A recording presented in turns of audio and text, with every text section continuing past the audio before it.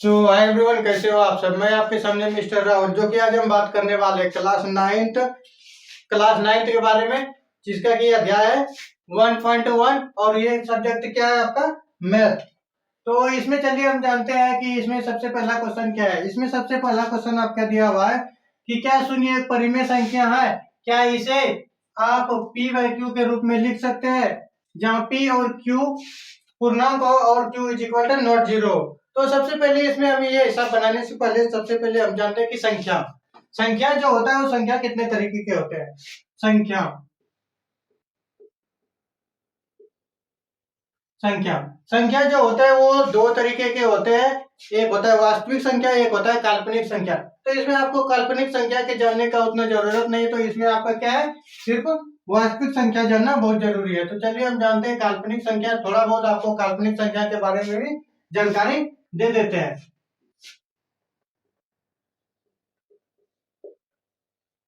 काल्पनिक संख्या और आपका दूसरा इसमें हो जाएगा वास्तविक संख्या।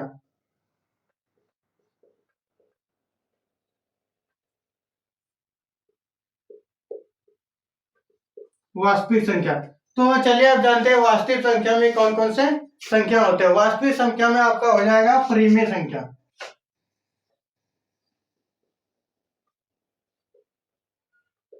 परिमेय संख्या, तो चलिए अब हम इसमें जानते हैं परिमेय संख्या किसे कहते हैं। परिमेय संख्या वैसी संख्या वैसी संख्या वैसी संख्या जो p बाय क्यू के रूप का हो, p बाय क्यू के रूप का हो उसे क्या कहेंगे, परिमेय संख्या कहते हैं। अब देख लेते हैं जो जहां p बट्टा क्यू के रूप का हो और q is equal to not zero ना हो, q is equal to not zero ना हो, उसे क्या कहेंगे, परिमेय संख्या कहेंगे। परिमेय संख्या समझ गए। अब चलिए अपरिमेय संख्या समझते हैं। अपरिमेय संख्या अपरिमेय संख्या अपरिमेय संख्या किसे कहते हैं, वैसी संख्या जो रूट के अंदर हो, वैसी संख्या जो रूट के अंदर हो, वैसी संख्या जो रूट के अंदर हो रूट के अंदर हो, उसे क्या कहेंगे, वो अपरिमेय संख्या कहते हैं। चलिए इसका एग्जांपल हम देख लेते हैं। एग्जांपल में आ जाएगा √2, √3, √5। और इसमें एक चीज याद रखिएगा, ये रूट के जो अंदर होता है, आप ये भी बोल सकते हो वैसी संख्या जिसका पूर्ण रूप से वर्गमूल न हो, वैसी संख्या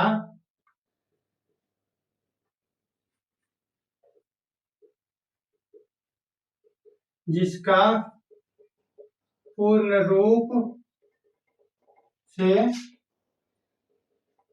वर्गमूल न हो। तो चलिए इसमें हम जान गए वास्तविक संख्या समझ गए, परिमेय संख्या समझ गए। तो चलिए आप जानते हैं काल्पनिक संख्या किसे को।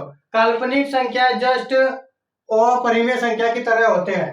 जैसे कि आपका अपरिमेय संख्या ये √2 है, तो ये क्या है, एक अपरिमेय संख्या है।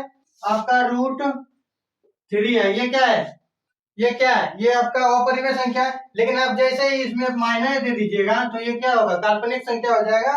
और इसमें भी जैसे माइनस दीजिएगा काल्पनिक संख्या होगा। यानी कहने का मतलब है कि काल्पनिक संख्या वैसी संख्या है जो माइनस के रूप में हो, रूट अंडर के माइनस के रूप में हो, वो आपका क्या हो जाएगा, काल्पनिक संख्या हो जाएगा। तो चलिए हम एक नंबर अब क्वेश्चन को सोल्व करने वाले हैं। तो एक नंबर क्वेश्चन में आपका दिया गया, क्या शून्य एक परिमेय संख्या है, क्या इसे आप p बाई क्यू के रूप में लिख सकते हैं जहां p और q पूर्णांक है और q is equal to not है। तो इसमें चलिए लिखते हैं हल। तो इसे हम लिख सकते हैं, तो इसका आंसर क्या आएगा, हाँ। तो चलिए अब इसमें देखते हैं कि कैसे ही लिखाएगा हम। यहाँ क्या कह रहा है, क्या शून्य एक परिमेय संख्या है, शून्य क्या है, परिमेय संख्या है। इसे आप क्या लिख सकते हैं, p बाई क्यू के रूप में क्या करते हैं, लिख सकते हैं, p बाई क्यू के रूप में अब आपके दिमाग में आता है कि p बाई क्यू के रूप में तो आप उसे लिख सकते हैं जो कि बट्टे में हो। तो इसके नीचे एक छिपा हुआ है। कोई भी संख्या एक हो तो उसके नीचे क्या, कोई भी अगर कहीं भी शून्य हो तो उसके नीचे एक छिपा हुआ रहता है। तो इसके नीचे एक लगाते हैं, क्या पी बाई क्यू के रूप में हो गया। और क्या कह रहा है, जब पी और क्यू पूर्णांक है और q is equal to not zero है, ये क्या है, q is equal to not zero भी है, नॉट जीरो, इसीलिए हाँ आंसर आपका आ जाएगा। आंसर में क्या आएगा, हाँ, क्योंकि पी बाई क्यू के रूप में है। अब क्वेश्चन नंबर 2 देखते हैं। क्वेश्चन नंबर 2 में आपका दिया हुआ है कि 3 और 4 के बीच में 6 परिमेय संख्या ज्ञात कीजिए। तो 3 और 4 के बीच में कितना संख्या गुना करने के लिए बोला जाता है, 6 संख्या गुना करने के लिए बोला जाता है।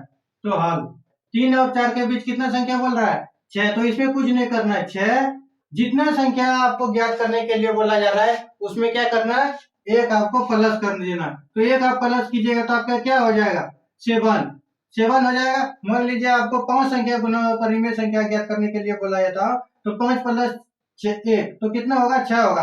तो उसका क्या करना है, उसके बट्टे में भी उतना कर देना है जितना आपका जोड़ के आएगा। तो 7/7 आ गया। तो अब क्या करना है, 7/7 को इससे भी गुना करना है और 7/4 को इससे भी गुना करना है। तो चलिए गुना करते हैं। 7/7 को 3 और 4 से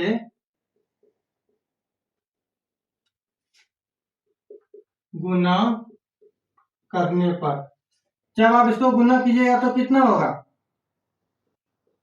7/7 गुना 3, और फिर एक तो क्या हो जाएगा, 7/7 गुना 4। तो जब आप इसको गुना कीजिएगा तो आपका आ जाएगा 21/7, और फिर इसका आ जाएगा 28/7। तो अब क्या करना है, इसके बीच क्या करना है, परिमेय संख्या निकालना है। तो इसके बीच आप परिमेय संख्या निकालिएगा तो देखिए कैसे निकलेगा। यहाँ 21/7 है तो ये हो जाएगा आपका 22/7, 23/7, 24/7, 25/7, 26/7, जगह खाली नहीं रहा, ये हो जाएगा आपका 27/7, और ये आपका लास्ट में आ जाएगा 28/7। तो आप देखिए 1 2 3 4 5 6 7, 1 2 3 4 5 6 संख्या आप क्या किए, ज्ञात कर दिए। तो आपका यही हो जाएगा आंसर। चलिए अब देखते हैं क्वेश्चन नंबर में 3 क्या कह रहा है। क्वेश्चन नंबर 3 में आपको बोल रहा है कि 3/5 और 4/5 के बीच 5 परिमेय संख्या ज्ञात करना है। तो आपको क्या बोले हैं, जितना संख्या आपको ज्ञात करने के लिए बोला गया है उसमें क्या करना है, एक जोड़ देना है। आपको कितना बोला गया है, 5 बोला गया है। हल आपको कितना संख्या बोला गया है, 5 संख्या बोला है ज्ञात करने के लिए। तो 5 प्लस क्या करना है, एक जोड़ देना है, जितना होगा क्या करना है, उसको बट्टे में कर देना है। तो 6/6 हो गया। तो अब इसको क्या करना है, गुना करना है। तो 6/6 गुना 3/5, और एक तो क्या हो जाएगा 6/6 गुना 4/5। तो चलिए अब इसको हम गुना करते हैं। तो गुना कीजिएगा तो आपका क्या हो जाएगा, 6×3=18/54, और दूसरा हो जाएगा आपका, दूसरा हो जाएगा 24/24 कितना हो जाएगा, 30 हो जाएगा। तो इसमें चलिए अब देखते हैं इसके संख्या क्या करना है, परिमेय संख्या निकालना है, कितना 5 संख्या निकालना है। तो इसको जब आप कीजिएगा तो ये क्या 19/30, ये लिख सकते हैं 20/30, 21/30, 22/30, 22/30, 19 20 21 22 23/30। कितना संख्या, 5 संख्या बोला। तो 1 2 3 4 5 संख्या आपका क्या हुआ, निकाल दिए। तो यही आपका क्या हो गया, आंसर। और एक चीज याद रखिएगा कि इसमें सटीक आंसर आपको नहीं मिलेगा, किसी का अलग भी हो सकता है, किसी का अलग भी हो सकता है, मतलब अलग अलग आंसर इसका हो सकता है। तो इसमें आप कंफ्यूजन नहीं होइएगा कि यहाँ का आंसर कुछ और है, किताब में कुछ और है। ठीक है, तो चलिए अब नेक्स्ट, चलिए अब इसमें हम 4 नंबर क्वेश्चन में देखते हैं कि नीचे दिए गए कथन सत्य है या असत्य है, कारण के साथ उत्तर दीजिए। तो आपको 1 नंबर में दिया गया प्रत्येक प्राकृतिक संख्या एक पूर्ण संख्या होती है। तो चलिए अब जानते हैं प्राकृतिक संख्या और पूर्ण संख्या किसे कहते हैं सबसे पहले, तो 1 नंबर का आपका आंसर रहेगा हल। प्राकृतिक संख्या, प्राकृतिक संख्या, प्राकृतिक संख्या कहां से शुरू होता है? प्राकृतिक संख्या जो होता है वो 1 से शुरू होता है। प्राकृतिक संख्या कहां से शुरू होता है? प्राकृतिक संख्या हमेशा 1 से शुरू होता है। बाकी इतना जो भी है प्राकृतिक संख्या। अब चलिए इसमें जानते हैं पूर्ण संख्या। पूर्ण संख्या, पूर्ण संख्या जो होता है वो पूर्ण संख्या हमेशा कहां से शुरू होता है? पूर्ण संख्या हमेशा 0 से शुरू होता है, 0 से।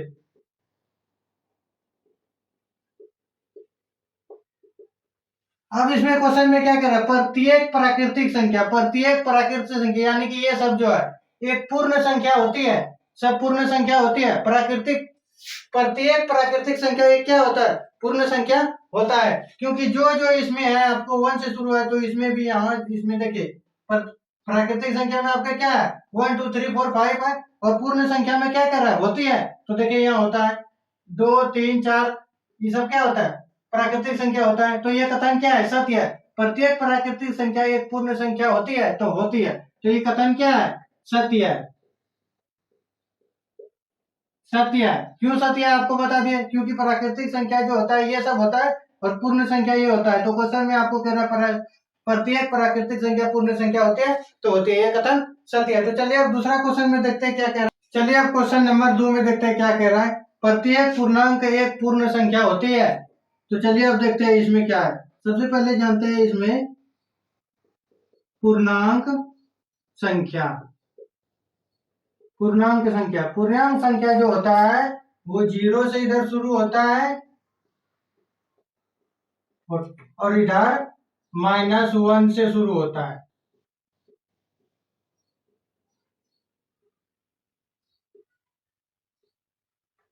-1 से, ये क्या है? ये एक पूर्णांक संख्या। अब इसमें समझते हैं कि पूर्ण संख्या कहां से शुरू होता है। पूर्ण संख्या जो होता है, पूर्ण संख्या, पूर्ण संख्या जो होता है वो हमेशा 0 से शुरू होता है। तो इसमें क्वेश्चन में कह रहे हैं प्रत्येक पूर्णांक एक पूर्ण संख्या होती है। प्रत्येक पूर्णांक एक पूर्ण संख्या होती है। आपको प्रत्येक पूर्णांक इसमें माइनस वाला आ रहा है, बिना माइनस वाला भी आ रहा है, लेकिन पूर्ण संख्या जो होता है केवल ये 0 से शुरू होता है, तो ये असत्य है। क्या है? असत्य है। प्रत्येक पूर्णांक एक पूर्ण संख्या नहीं होती है, तो क्या है? असत्य है, असत्य है। क्योंकि जो इसमें पूर्णांक में है, जो पूर्णांक में है वो पूर्णांक संख्या में नहीं है, इसीलिए ये जो पूर्णांक संख्या में वो पूर्ण संख्या में नहीं है, इसीलिए ये कथन असत्य है। तो हमारा तीसरा क्वेश्चन में आपको ये बोल रहा है कि प्रत्येक परिमेय संख्या एक पूर्ण संख्या होती है। प्रत्येक परिमेय संख्या एक पूर्ण संख्या होती है। तो चलिए पहले जानते हैं परिमेय संख्या कौन कौन से होते हैं। क्वेश्चन नंबर 3, परिमेय संख्या। परिमेय संख्या कौन कौन सा होता है? परिमेय संख्या 0 हो गया, 1 हो गया, 2 हो गया, 3/5 हो गया। 0 1 2 3/5, ये सब क्या है? ये एक परिमेय संख्या है, ये एक परिमेय संख्या है।